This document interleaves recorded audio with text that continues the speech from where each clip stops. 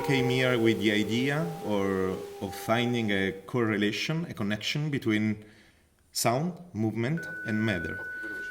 We were interested in this thing because on Cimatica, other people made already research about it, but nobody tried to find a connection between sound, matter, and movement. We had a lot of questions before coming here, and we really wanted this to be an experiment, a real research. So we didn't prepare anything before. We had just question in our mind. So we started from relation and connection between sound and movement, and reaction to the sound.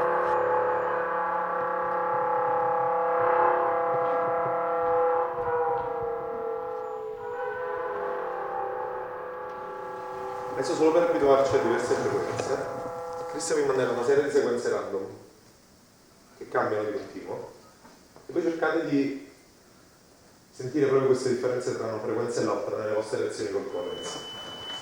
Cioè, siccome la frequenza crea delle grandi differenze, anche nel vostro corpo ci devono essere delle grandi differenze tra una cosa e l'altra.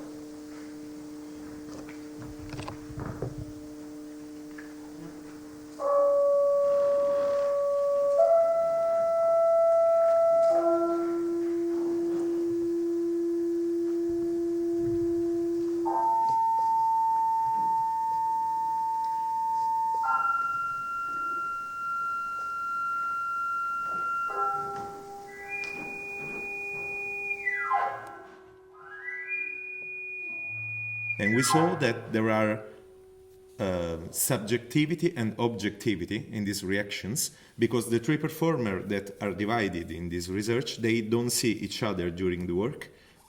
They sometimes had reactions that were shared by everyone, by the three performers, and sometimes these reactions were different. And there was also connection to some kind of frequencies.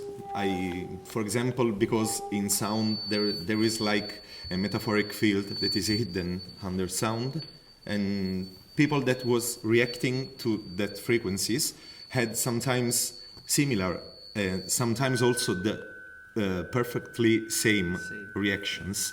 Also, if we notice that there were like two similarities, one could have been, for example, just movement, the same movement, or for example, the other one was the same principle in the movement. For example, one performer was on the ground, one performer was standing, but the principle was the same. I mean, for example, the one on the ground was moving through the upside, and the other that was already standing was making the same movement, also if they were not doing the same movement.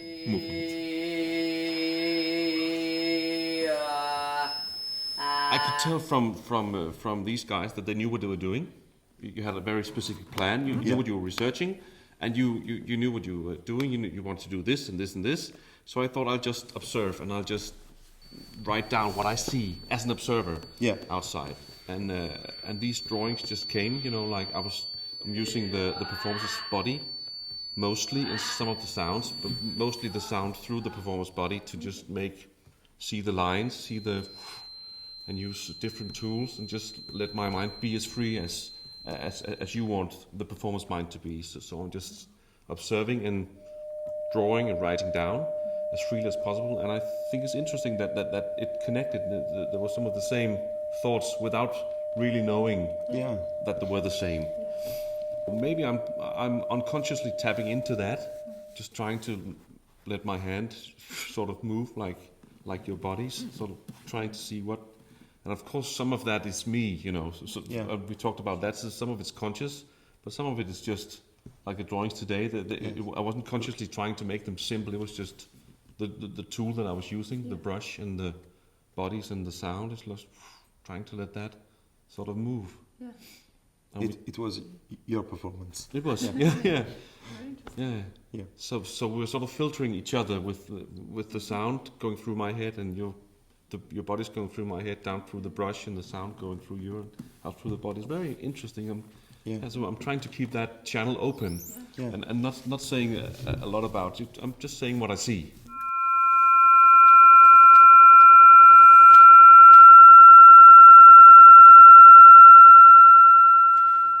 In second part of our work, we tried to connect reaction to the figure. So in the first part, we selected the frequencies that were shared in reaction between the performers, and we print those images, and we let them choose 5 images of the salt on the plate. They choose 5 images, each one. In the first part of the second part, they try to associate one keyword for each of the images selected.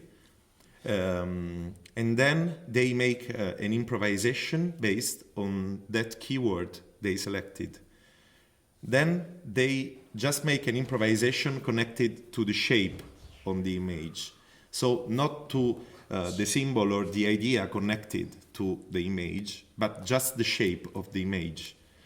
And then each of them reacted to the image of the other. So each of them make a reaction on the 15 images and on 15 keywords associated to that image.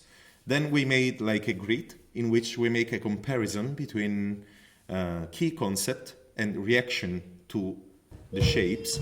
And we saw that there were also their connections that were sometimes was really the same word, sometimes were not the same word, but it was like a synonymous, and sometimes there were connected words by field of concept, field or something else.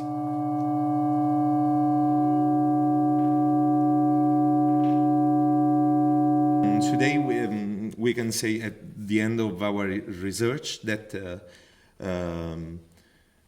we are made by yes, that it's like that here is creating a real common grammar generated by sound, vibration and movement, and this grammar has been shared by ourselves. In fact, the reaction during the days were really different, because at the beginning the 3 performers were reacting with just their background method and technique, because each one of us is coming from a different background. But day by day, through the process, they were like merging their technique, their movement, their reactions. So also the shape of their bodies was free to react to images, to sounds, to dynamic movement. At the end, we saw that it was like a new method that is here developing. Well, we are just at the start, because we are just writing down the index, but maybe one day we could transform this index into a real method. We are not speaking about shapes taken from one field and putting in another field. It's like you can see the shape of the vibration, so it's something more organic. It's like the content and the shape are the same things at the end. So you can apply this kind of knowledge to every art that which work with the shapes. I think now it's just the beginning, because it's an artwork. I think we need to make the comparison between a lot of data. So, but I think it's encouraging if in just 6 days we find, or we already found some connection, some things that return. Yes. I think in more time it will be possible to be more sure, and it will be possible to create a great. What Lucas said, I've tried to be a medium for the clean frequencies. I've not been as scientific as you have been, because I've gone into the work just really open, and I've been influenced by the sound and the movement and the moods and the shapes. I've been drawing a lot. And I haven't had the time or spent the time trying to decipher it in any way, but we've seen some very transcultural stuff. Yeah. A lot of the bodies, of the shapes of the bodies, have translated into more or less recognizable alphabets, letters, words. There is something that is common in everywhere in the world. There is something that is not common, because that depends on the culture and background, and we wish one day we could find a key for reading these common human abilities.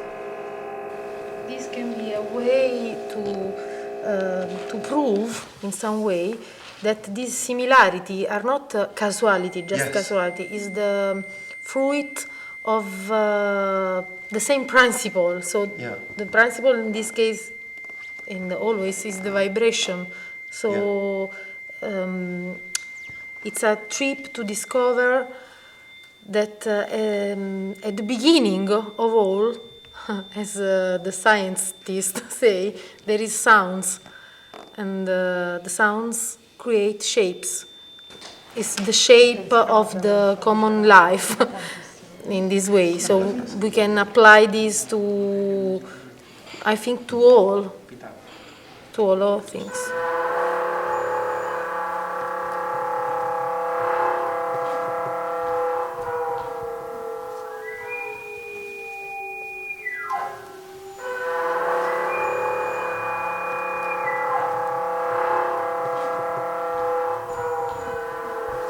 Get that big plate. Yeah. The big metal plate. And put real bodies on it. Yeah. But no. There's no energy over here! 1,000 bodies like salt. 1 million bodies.